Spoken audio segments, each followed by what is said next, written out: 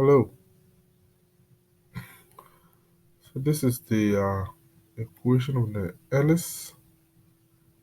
And you can divide through by 16 and you get this equation right here.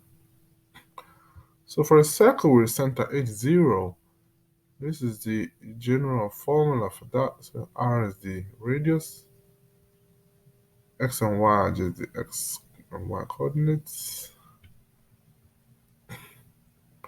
So for a common intersection, uh, x naught, turns out we need to get the slopes, right?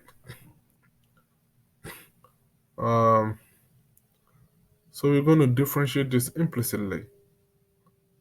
So we're differentiating um, the this equation right here. We want to differentiate